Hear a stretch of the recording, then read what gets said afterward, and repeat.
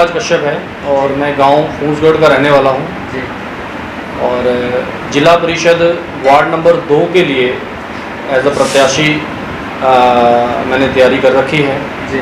सभी मेरे ward number 2 के जितने भी मेरे साथी हैं, बिरादरी के लोग हैं और भाईचारे के लोग हैं, उन सब से एक बार डिस्कशन करके सलाह मशवरा करके सभी ने आग्रह किया कि वार्ड नंबर 2 से इस बार युवा और जो पढ़े लिखे लोग हैं उनको आगे आना चाहिए जी। और युवा जब तक आगे नहीं आएंगे तब तक इस देश की राजनीति में कुछ बदलाव होने संभव नहीं है। इसलिए सभी के आग्रह पे फिर सब लोगों ने मिलकर के डिसीजन लिया और हमने ये निर्णय किया कि वार्ड नंबर 2 से जिला परिषद में हम लोग नॉमिनेट करेंगे और नेचुरली बहुत मेहनत करेंगे। मेहनत करके परमात्मा का आशीर्वाद साथ में रहा तो सक्सेस भी हम हासिल करेंगे।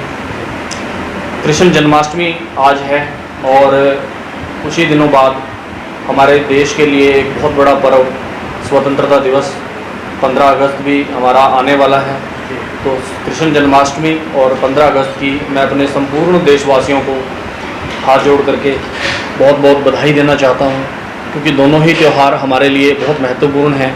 भगवान कृष्ण भी योगेश्वर कृष्ण हैं, उन्होंने बुराई पर विजय प्राप्त करी, उन्होंने दुष्टों का नाश किया।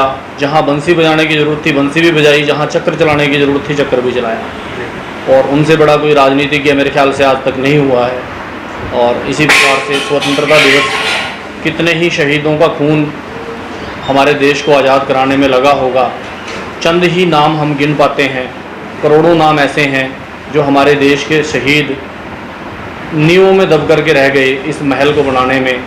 उन नींव के पत्थरों का कोई नाम भी नहीं है और उन्होंने कभी शायद इच्छा भी नहीं की होगी कि हमारा कहीं नाम आए। तो उन सब को याद करते हुए स्वतंत्रता दिवस की भी मैं अपने देशवासियों को बधाई देना चाहता हूं। और उद्देश्य ये है, देखिए, हालांकि राजनीति के बारे में काफ़ी कुछ कहा जाता है कि राजनीति बड़ी बेकार चीज़ है और इसमें नहीं जाना चाहिए, इसमें यह नहीं करना चाहिए। बट मेरा मानना थोड़ा सा अलग है, क्योंकि मैं बचपन से ही चाणक्य नीति पढ़ता रहा हूँ और हमारे देश के जो महापुरुष हैं उन सब की जीवनियाँ पढ़ता रहा हूँ। तो ये मानना है कि यदि इस देश का युवा राजनीति में नहीं आएगा, ये गंदा है, ये बेकार है, ऐसा सोच करके यदि नहीं आएगा, तो एक चाणक्य की एक बहुत अच्छी सी लाइन है कि यदि आप राजनीति में नहीं हैं तो अयोग्य लोग आपके ऊपर शासन करेंगे। तो वही चीज़ देख करके जितने भी मेरे युवा साथी हैं, पढ़े लिखे नौजवान हैं, उन सबको हर प्रकार से हर स्तर पे आगे आने की ज़रूरत है, क्योंकि हमारे देश में शिक्षा, स्वास्थ्य और रोजगार, जब तक ये 3 चीज़ों का समाधान अच्छे प्रकार से नहीं होगा, क्योंकि वैसे तो योजनाएं भी बहुत चलती हैं, वैसे सरकार भी बड़े प्रयासरत है, प्रयास कर रही है, लेकिन हमारे कहीं ना कहीं हर जगह लूप वो हैं, उन सबको हमने मिल करके ही दूर करना है। तो जैसे जैसे हम मेरे आपसे 2 छोटे से क्वेश्चन रहेंगे। जी प्लीज़। जैसे कि आज के जो युवा हैं नशे की ओर ज़्यादा जा रहे हैं, अगर जनता आपको अपना प्रतिनिधि चुनती है जी, तो आपके सबसे पहले आप क्या कदम उठाना चाहेंगे? देखिए, जो नशे की जो आदत है, एक्चुअली क्या है कि सबसे बड़ी बात हम देख करके चलते हैं कि ये किसी बहुत ज़्यादा सख्ती से नशे को एकदम से कंट्रोल नहीं किया जा सकता। कानून तो बड़े सख्त हैं हमारे देश में पहले से ही। जब तक जागृति नहीं आई, जब तक कैंपेनिंग ऐसी नहीं चले कि व्यक्ति खुद से महसूस ना करे कि ये नशा करने से मेरे परिवार की स्थिति क्या चली गई। हमारे बहुत सारे हम देखते हैं समाज में नौजवान ऐसे हैं जिनके परिवार बर्बाद हो गए नशे को लेकर के।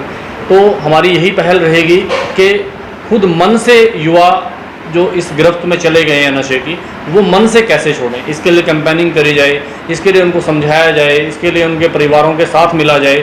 जब तक वो जागृति नहीं आएगी तब तक बात नहीं बनने वाली। तो सर, देखा जाता है बेरोजगारी का फर्क पड़ रहा है इसमें। बेरोजगारी का फर्क पड़ रहा है इसमें, क्योंकि जो आज के युवा उनके पास रोजगार नहीं, इसीलिए नशे की लत में लग चुके हैं। देखिए, ये असल में क्या है कि जैसी दृष्टि वैसी सृष्टि है।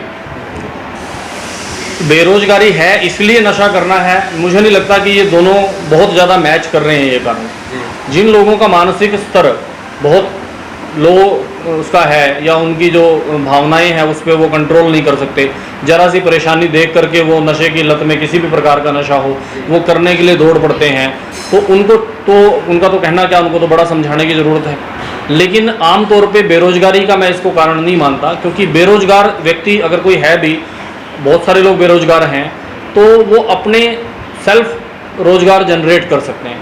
आज अगर कोई आदमी काम करना चाहे तो ऐसे उसके लिए कोई बाउंडेशन नहीं है, सरकार ने कोई इसके लिए पाबंदी नहीं लगा रखी कि आप काम नहीं कर सकते।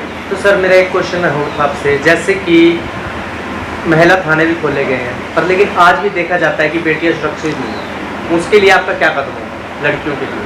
देखिए, सारी ही बातें अगर मैं कहूँ तो ये मैंने शुरू में 3 बातें आपको बताई थी, शिक्षा, स्वास्थ्य और रोजगार। जी अगर हम इन सारी चीज़ों की तरफ चलेंगे तो महिलाओं के प्रति भी जब तक जागृति नहीं होगी, जी क्योंकि पहली बात है कानून सख्त हैं। बाबा साहब अम्बेडकर ने जो संविधान बनाया है उसमें कोई ऐसा नहीं है कि वो इतनी विविधताओं के होते हुए इस देश को चला रहा है, तो ये कोई साधारण बात नहीं है। उसके अंदर हर प्रकार की प्रोविज़न है, व्यवस्थाएं हैं। ठीक है, उसमें कुछ ना कुछ जो फ्लेक्सिबिलिटीज़ हैं उसका लोग फ़ायदा भी उठा लेते हैं, ये भी बात साथ में ही है। लेकिन बात वहीं आती है, महिलाओं के प्रति जब तक हमारी सोच नहीं बदलेगी, जब तक हम समाज की वो सोच नहीं बदलेंगे महिलाओं के प्रति, तब तक ये अत्याचार, ये दुराचार, ये जो अनाचार हो रहे हैं, तब तक इनमें बड़ी भारी कमी हम लाने की संभावना नहीं ला सकते। सख्त कानून और समाज की सोच में परिवर्तन, ये 2 कारण जब मैच करेंगे तब जाकर के हम इसमें कुछ ना कुछ बदलाव ला पाएंगे। और कृष्ण जन्माष्टमी की आप किस तरह बधाई देना चाहते हैं? मैं अपने देशवासियों को, जैसे कृष्ण की जन्माष्टमी आज है, बड़ी बधाई देना चाहता हूँ और अपने देशवासियों को स्वतंत्र की बहुत बहुत बधाई देना चाहता हूँ।